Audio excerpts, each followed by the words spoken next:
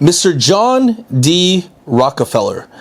In 1911, the United States government broke a company in half, not because it was failing, but because it was winning too completely. One man built it. This is his story. So in Cleveland, Ohio, 1839, the two forces that shaped everything was William Avery Rockefeller, a con man, a traveling salesman, sold fake cures, called himself Devil Bill, taught John never give a sucker an even break, his first teacher.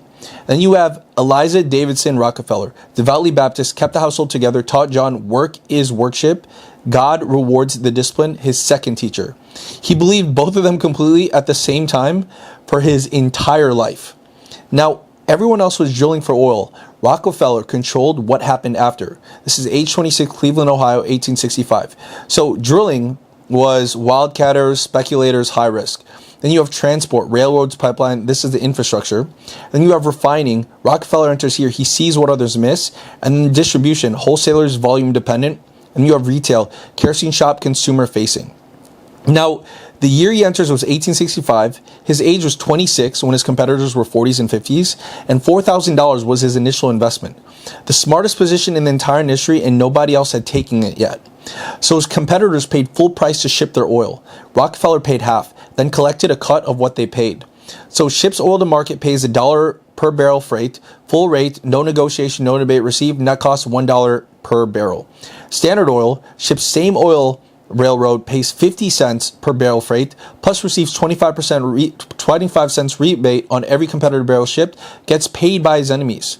Now, net effect, competitor $1 per barrel, Rockefeller 25 cents per barrel. Before the doors open, Rockefeller already wins. This 2 times the cost advantage before a single barrel was sold. This was not capitalism. This was a rigged railroad that literally allowed him to go ahead and destroy everybody just with his economics. So 90 days, 26 competitors, 21 sold. Cleveland, Ohio, January and March 1872. History calls it the Cleveland Massacre. So you could see in 90 days, 21 of these were essentially required. He called it the art of giving them a chance to come into the combination. His competitors called it something else. So the offer, sell at our valuation or compete with our railroad rates. Your choice, you have 48 hours. Literally most took less than 24, right? So by 1880, Standard Oil controlled 90% of all U.S. oil refining. So Standard Oil had the pipelines, the shipping, the newspapers, politicians, banks, railroads, and then revenue was $78 million annually, employees 100,000, states 48 countries 15 plus, not a company, a system, a first of its kind in human history. Now, this was destroyed by the railroad scheme. She spent 19 years building the case. This is Ida Tarbell. So the subject was Standard Oil, founded in 1870, Cleveland, Ohio. Controlling interest, J.D. Rockefeller. Market share, 90%. Investigating status, active. Investigation method, 19 years of source interviews, railroad shipping records, court documents, former Standard Oil employees, 2 million words of research. Publication, McClure's Magazine, 19 installments, 1902 to 1904. Readership, 400,000 plus issue. The most widely read in America. He has systematically asked society to get out of his way while he was making money and to leave him alone when he made it. Ida Tarbell, The History of Standard Oil Company. So on May 15, 1911, the Supreme Court of the United States unanimous Standard Oil broken into 34 companies. So Standard Oil broken into all of these different companies. Now, the government's mistake, Rockefeller owned shares in all 34. The breakup created 34 separate stock certificates. Each one began trading independently. Combined value 3x original. The punishment tripled his net worth. Now, here's what his enemies never told you. Before Standard Oil, kerosene was a luxury. After Standard Oil, ordinary families could light their home.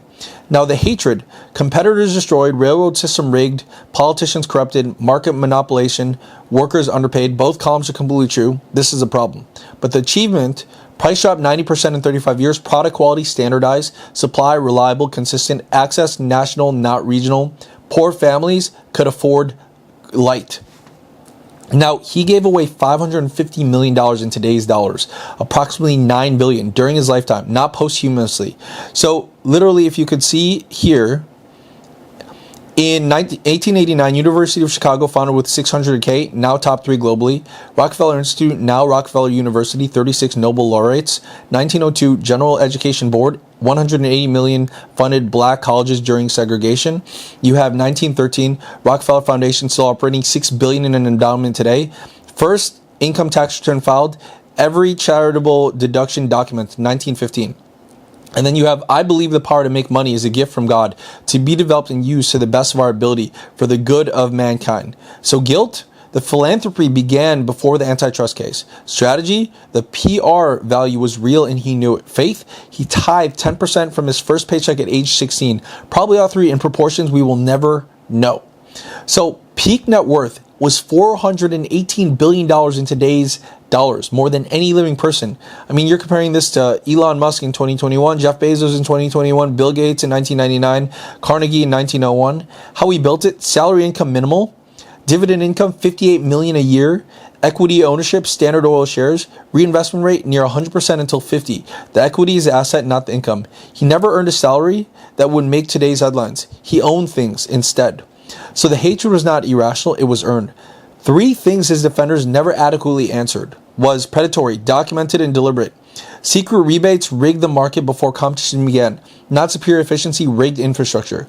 Charge 2, dangerous conditions, suppressed wages, refinery injury rates documented in congressional testimony, wage collusion across the industry, suppressed pay for 100,000 workers.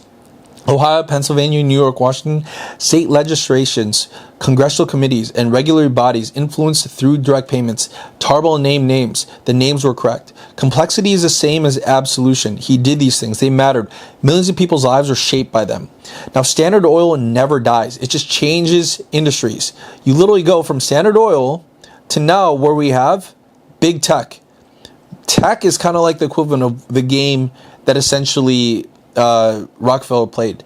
Now, Rockefeller didn't invent the monopoly. He invented the infrastructure monopoly. Control the pipes, not the product. Control the rails, not the cargo. Control the platform, not just the app. The operating system is identical. Only the industry changed. Every antitrust case filed against a tech company in the last decade cites Standard Oil versus United States as precedent. Now, he spent 40 years of his life giving money away, playing golf. The most hated man in America died peacefully in his sleep, wealthier than when the government tried to destroy him, having outlived most of his enemies. His net worth at death was $1.4 billion in 1937 dollars, after giving away $550 million. Was he a monster who built something useful, or a builder who did monstrous things? The answer determines how you think of every large corporation today.